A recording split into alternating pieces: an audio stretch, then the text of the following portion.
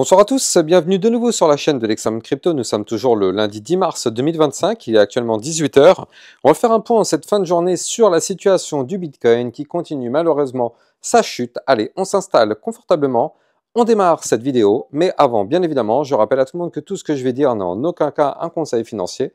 C'est à vous de faire vos propres recherches et n'oubliez pas que le trading de crypto comporte des risques de perte partielle ou majeure. Allez, on démarre. On démarre sur notre Bitcoin, malheureusement, qui continue sa phase baissière. Et ça, malheureusement, c'est quand même pas top. C'est vraiment pas top ce qu'on est en train de faire. Regardez, on continue d'aller chercher les supports. C'est-à-dire que ce matin, on était quand même ici aux alentours des 82 000 $. Et donc là, malheureusement, on continue de chuter. On est en train de péter donc, le support des 81 533 $. Donc vous le voyez ici, on a le support. On en a un autre à 79 669 $, donc c'est celui-ci qu'on est en train de chercher à casser à l'heure qu'il est. Alors, là, je suis en vue jour, donc effectivement, pour l'instant, on doit attendre la clôture jour pour voir si ce support est breaké ou pas. En tout cas, si ce support vient à être breaké, bah, c'est clair, les prochains niveaux de support, ce sont les suivants, 77 980, puis après, on aura les 74 878 $ avant d'aller chercher les 73 181 et je rappelle les 71 900 $. Donc là, je rappelle encore une fois, pour tous ceux qui découvrent ma chaîne YouTube, je rappelle que ces fameux 71 900 $, ce ne sera pas une zone clé anodine, ce ne sera pas une zone à venir rechercher comme ça au hasard.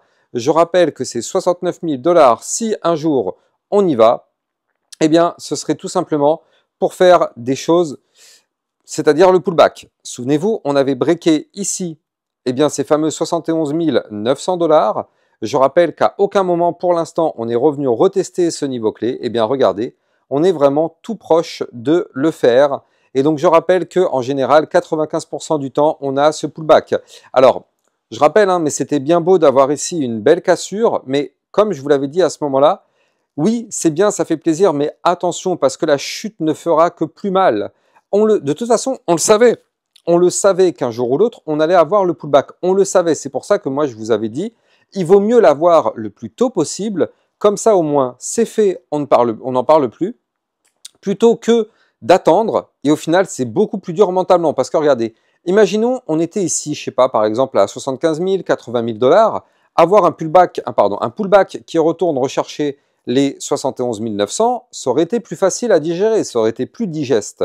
Mais là, quand on fait une pointe à 108 000, 109 000 $ et qu'on se dit qu'on doit retomber à 71 900, là par contre, ça devient clairement indigeste pour tous les investisseurs, surtout tous ceux qui ont investi en FOMO dans cette période d'euphorie qu'on a connue en novembre-décembre. Et bien là, malheureusement, pour toutes ces personnes-là, c'est un moment extrêmement délicat, même pour tous les autres. Je veux dire, pour toutes les personnes qui avaient investi, même avant, ça reste quand même délicat, même si effectivement, quand on a investi avant, on est un peu plus confiant et on est un peu plus serein.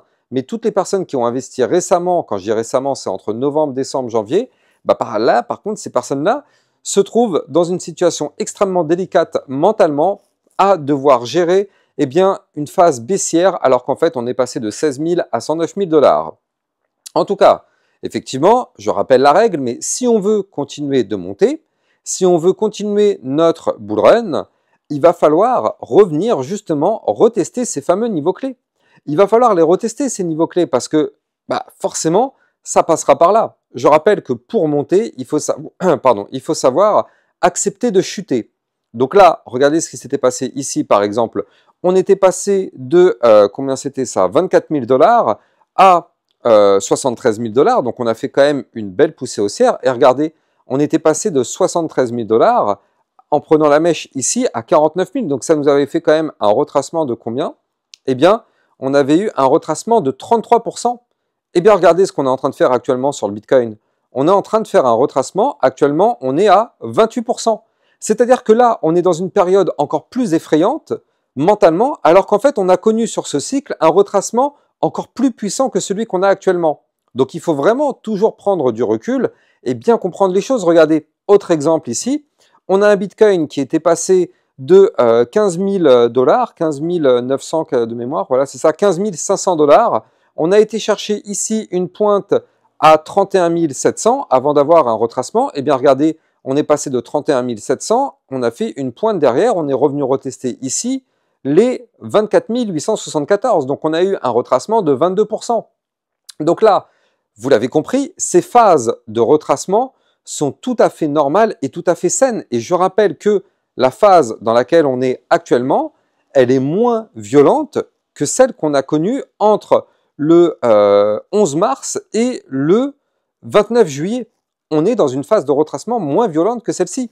Donc c'est pour ça qu'il faut vraiment bien comprendre quand on investit sur un marché, encore plus le marché crypto, qui je le rappelle est le marché quand même le plus difficile mentalement, il faut bien comprendre vraiment comment ça fonctionne. Alors, comme je vous l'expliquais ce matin, d'un point de vue long terme, il n'y a pas d'inquiétude. Regardez, on est toujours sur une phase complètement haussière avec des points hauts de plus en plus bas, des points bas de plus en plus bas. La structure est toujours complètement bullish sur du long terme, malgré le retracement qu'on a actuellement. Et donc là, il est vrai quand même qu'on s'en approche. On s'en approche vraiment à grands pas de cette zone de retracement. Donc, ce serait en tout cas vraiment, on va pas se mentir, une très très belle zone. Je pense que si on doit vraiment avoir un rebond, je veux dire, si c'est pas sur ce niveau clé, il faudra m'expliquer c'est où. Parce que là, clairement, ce niveau clé, c'est un niveau clé de rebond parfait, étant donné que ça sera le haut de l'ancien range, effectivement, ce sera le haut de l'ancien range. Donc, le fait de revenir le retester, ce niveau clé, eh bien, du coup, ce serait vraiment incroyable. Ce serait une très, très belle opportunité, en tout cas pour tous ceux qui pensent que le Bitcoin peut continuer, bien évidemment, sa phase haussière. Eh bien, ce serait quand même une très, très belle opportunité que de faire ce pullback. Donc, bon, pour l'instant, on n'y est pas encore. Je rappelle que là, on a ici en vue hebdomadaire, donc ce trait bleu que vous voyez ici à l'écran, c'est une ligne de tendance haussière, pardon, c'est une ligne de tendance haussière, une ligne qu'on suit depuis quand même, il faut le noter, depuis quand même assez longtemps. C'était une ligne qu'on suit depuis maintenant le mois d'avril 2021. Donc tout simplement, on est en train de suivre cette ligne de tendance haussière. Et donc là, on est actuellement posé dessus. On cherche à la breaker, mais bon, étant donné qu'on est en vue hebdomadaire, comme vous le voyez ici en arrière-plan, One Week, on est en vue hebdomadaire. Donc bon, pour l'instant, il n'y a pas de clôture validée. On va voir où est-ce qu'on clôture la semaine, mais disons qu'il est vrai que la semaine part pas très très bien. Maintenant, on a quand même un niveau clé à revenir retester. Regardez, ici, on avait fait une mèche le 24 février. On avait fait une mèche là pour venir tester les 77 980. Donc ça, c'est un niveau clé qui pourra être retesté et potentiellement, c'est un niveau de support. Donc on espère vraiment qu'on aura un rebond, en tout cas, sur ce niveau clé. Maintenant, là, du côté du Bitcoin, il faut quand même le dire, mais avec les chutes qu'on a actuellement à répétition, ce sont des chutes qui sont là pour faire sortir le maximum de personnes du train. Le but du jeu est de secouer le cocotier au maximum pour qu'il y ait le moins d'investisseurs possible dans le marché. Je rappelle le fonctionnement d'un marché financier. Le marché n'est pas là pour vous faire gagner de l'argent. Le marché, au contraire, est là pour vous faire perdre votre argent pour que les personnes, entre guillemets, considérées comme plus malines, puissent se saisir de votre argent et vous, qui débutez, eh bien du coup, le but, c'est que vous leur donnez votre argent, vous allez revendre à perte. Eh bien, c'est le but du marché financier, c'est de faire revendre l'argent de chacun pour que d'autres personnes, eh bien, puissent justement s'en saisir. Donc, c'est pour ça qu'il faut toujours avoir un plan d'attaque, une stratégie bien rodée, encore plus dans le milieu crypto-monnaie. Je rappelle quand même que environ 80% des personnes investissent dans la crypto-monnaie sans avoir la moindre stratégie. C'est-à-dire que là, par exemple, il y a énormément de personnes qui ont investi ici quand on était entre les 100 000 et 108 000 $. Il y a beaucoup de personnes qui ont investi ici sans avoir un plan d'attaque, sans avoir un plan avec qu'est-ce qui se pourrait se passer si effectivement on retrace, avec un plan de prise de profit, que ce soit partiel ou complet. Bref, tout ça, ça ne peut pas fonctionner. Et on sait qu'en crypto-monnaie, on a 80, voire même 90% des personnes, ce sont des débutants. Donc du coup, forcément, ce n'est pas un marché qui est fait pour les débutants. Le marché crypto, je rappelle que c'est le pire marché financier qu'il existe à ce jour, d'un point de vue psychologie, tellement les chutes sont violentes. Quand ça pousse, on est content. Quand ça retrace, mais c'est d'une violence inouïe. Regardez, la semaine dernière, il faut quand même le noter, on a eu une semaine très violente avec une semaine à moins 15% du côté du Bitcoin. Je ne sais pas si vous vous rendez compte de ça. Bref, tout ça pour dire quoi? Tout ça pour dire qu'effectivement, là, du côté de notre Bitcoin, on se rapproche quand même de ces belles zones de support à revenir retester. Donc, je les redonne. 77 980, 74 878, 73 842, puis le fameux haut de range à 71 900 $. Ce sont les niveaux clés à revenir retester justement pour notre Bitcoin. Maintenant, si jamais on réintègre l'ancien range, alors ça sentira pas très très bon, c'est vrai, mais on sera toujours pas encore en bear market. Je rappelle que pour vraiment passer bear market, faut casser ce range par le bas, casser le dernier point bas ici, donc les 54 749.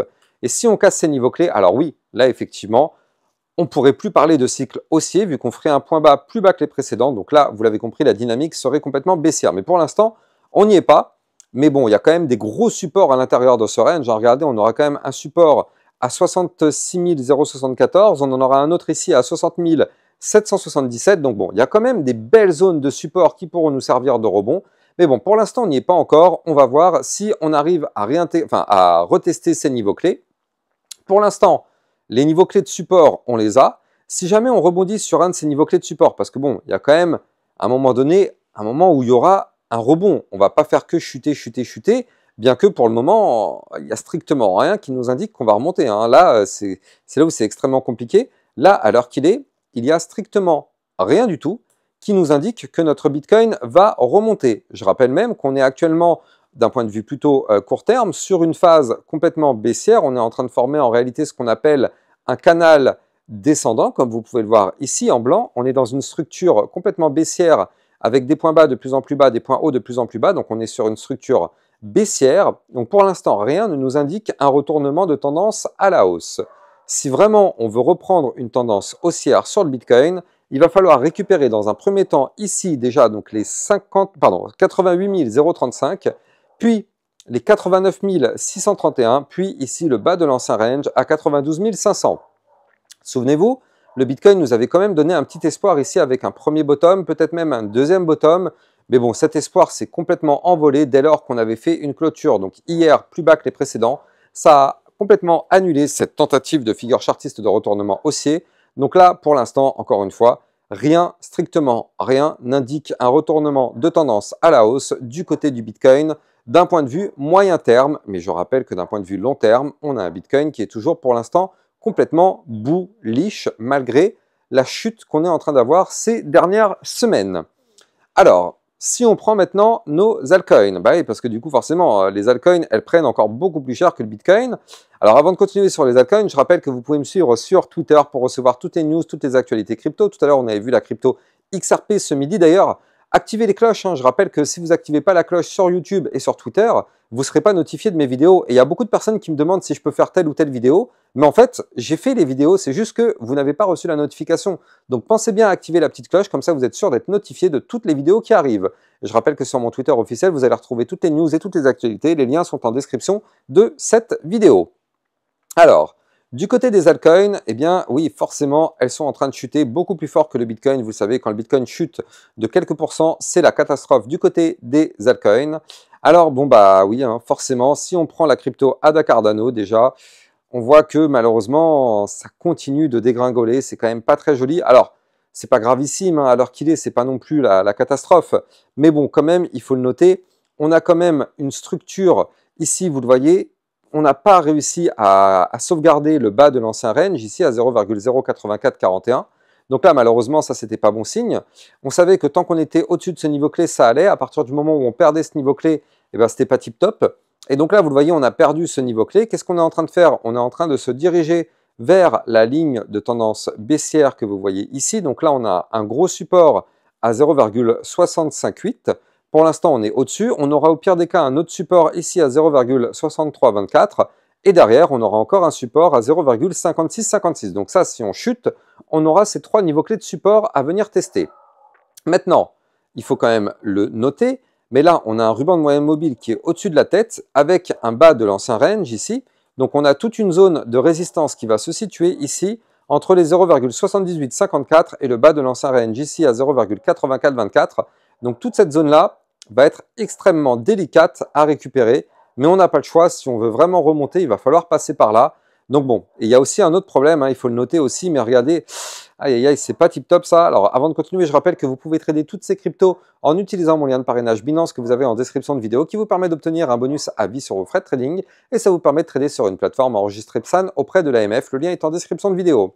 Là, vous le voyez, d'un point de vue momentum MACD, on est en train de démarrer ici, vous le voyez, un momentum bear. Donc là, ça veut dire que ça y est, si on clôture comme ça, le momentum bull serait terminé pour démarrer un momentum bear et pourquoi pas malheureusement aller rechercher des points plus bas. Donc c'est pas très joli quand même, hein, ce qu'on est en train de voir du côté de la crypto ADA Cardano, comme toutes les autres crypto-monnaies. De toute façon, tout ça, encore une fois, c'est le Bitcoin qui nous génère ça. Regardez la crypto Tao de BitTensor, hein, quand même. Dans le club LexaRocket, hier, je vous en avais parlé, je vous avais dit attention, prudence. Prudence sur le Tao, on est sur une situation très délicate. J'insiste, hein, parce qu'il y a beaucoup de youtubeurs qui vous disent que c'est le moment d'acheter, d'acheter. Mais non, ce n'est pas le moment. On est vraiment sur une situation très délicate. On vient de casser un support clé sur la crypto Tao de BitTensor. J'en ai parlé dans le club LexaRocket. Donc effectivement, non, moins 10% encore dans les dents là depuis hier. C'est pas le moment, effectivement. Il y a des autres opportunités qui vont arriver. Mais là, en tout cas, on savait qu'on allait casser un niveau clé, on savait qu'on allait retracer du côté du Tao. Bref, ça se passe dans le club LexaRocket. En tout cas, si vous avez kiffé la vidéo, n'oubliez pas de liker, commenter, partager au maximum. Abonnez-vous à la chaîne YouTube pour recevoir tous les jours 1, 2 à 3 vidéos concernant le Bitcoin et les altcoins. Je vous souhaite de passer une excellente fin de journée. Je vous dis à plus tard. Ciao, ciao.